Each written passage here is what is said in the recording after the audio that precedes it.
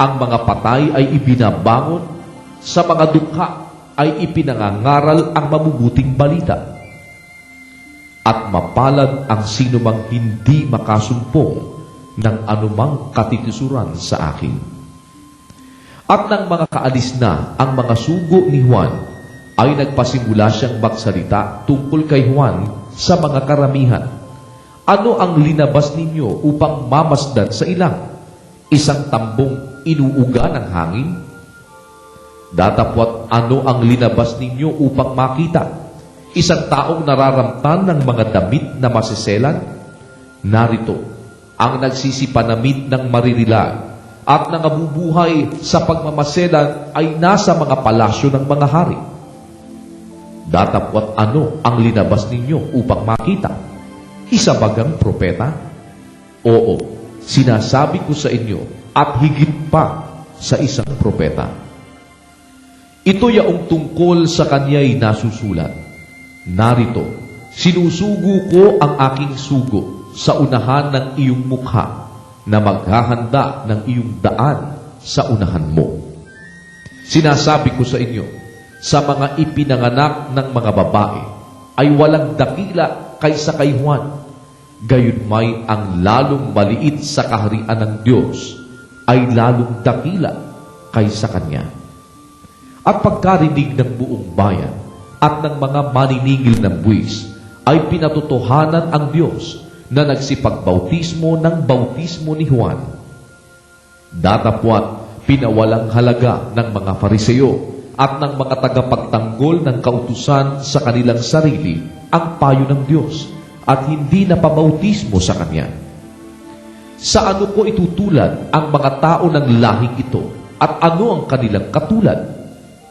Tulad sila sa mga batang nangakaupo sa pamilihan at nagsisigawan sa isa't isa na sinasabi, tinutugtugan namin kayo ng plauta at hindi kayo nagsisayaw. Nanambitan kami at hindi kayo nagsitangis. Sapagkat naparito si Juan Bautista na hindi kumakain ng tinapay at hindi umiinom ng alak at inyong sinasabi, siya'y may isang demonyo. Naparito ang anak ng tao na kumakain at umiinom at inyong sinasabi, narito ang isang matakaw na tao at isang manginginom ng alak, isang kaibigan ng mga maniningil ng buwis at ng mga makasalanan. At ang karunungan ay pinatotohanan ng lahat ng kanyang mga anak. At ipinamanhik sa kanya ng isa sa mga Fariseo na kumaing kasalo niya. At siya'y pumasok sa bahay ng Fariseo at naupo sa dulang. At narito, ang isang babaeng makasalanan na nasa bayan, at nang maalaman niyang siya'y nasa dulang ng pagkain sa bahay ng Fariseo, ay nagdala siya ng isang sisidlang alabastro na puno ng unggwento. At nakatayo sa likuran sa kanyang mga paanan na tumatangis, ay pinasimulan niyang dinilig ng mga luha ang kanyang mga paa. At ang mga ito'y kinukuskus ng buhok ng kanyang ulo at hinahagkan ang kanyang mga paa at pinapahiran ng unggwento.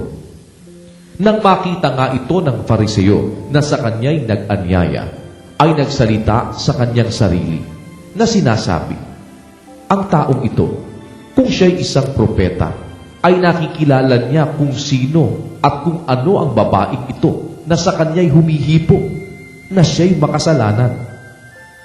At pagsagot ni Jesus ay sinabi sa kanya, Simon, ako'y may isang bagay na sasabihin sa iyo. At sinabi niya, Guro, sabihin mo.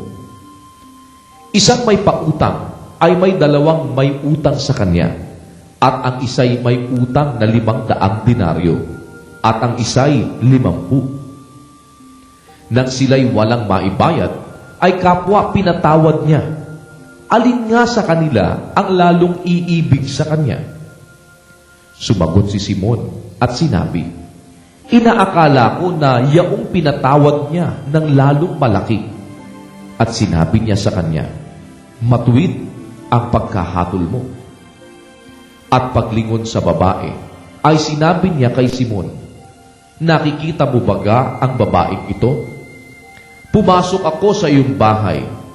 Hindi mo ako binigyan ng tubig na ukol sa aking mga paa. Datapwat dinilig niya ang aking mga paa ng kanyang mga luha at kinuskos ng kanyang buhok. Hindi mo ako binigyan ng halik. Datapwat siya, buhat ng ako'y pumasok, ay hindi humihinto ng paghalik sa aking mga paa. Hindi mo pinahira ng langis ang aking ulo. Datapwat pinahiran niya ng ungkwento ang aking mga paa. Kaya nga, sinasabi ko sa inyo, ipinatatawad ang kanyang maraming kasalanan, sapagkat siya ay umibig ng malaki. Datapwat sa pinatatawad ng kaunti, ay kakaunti ang pag-ibig. At sinabi niya sa babae, ipinatatawad ang iyong mga kasalanan. At ang mga kasalo niyang nangakaupo sa dulang ng pagkain ay nagpasimulang nangagsabi sa kanilang sarili, sino ito na nagpapatawad pati ng mga kasalanan? At sinabi niya sa babae, iniligtas ka ng iyong pananampalataya. Yumaon kang payapa.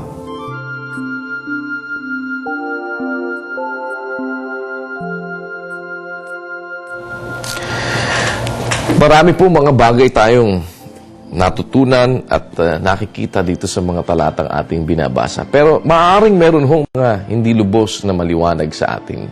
Siguro po, maaari kayong tumawag sa amin o kung meron po kayong mga gustong itanong, pwede po ninyong tawagan ng palatuntunang Ang Dating Daan, ang palatuntunang itanong mo kay Soriano. Sa pamamagitan po ni Brother Eli Soriano ay pwede po nating itanong ang mga bagay na maaaring hindi lubos na maliwanag sa mga talatang ating binabasa. Si Brother Eli po ang nangunguna sa ating palatuntunan dito sa Ang Dating Daan at sa iba't ibang mga programa po dito sa UN Television na kanya pong iniho-host.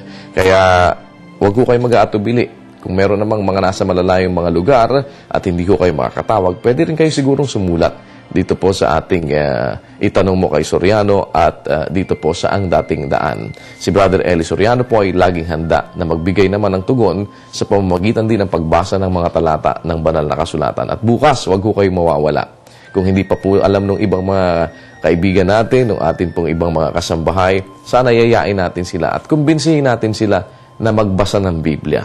Wala pong masama kung ito'y pagtutuunan natin ng pansin na kahit sa kapirasong oras lamang ng ating mga buhay ay magkaroon po ng puwang ang mga salita ng Diyos. Dahil lagi nating tatandaan, mapalad ang bumabasa.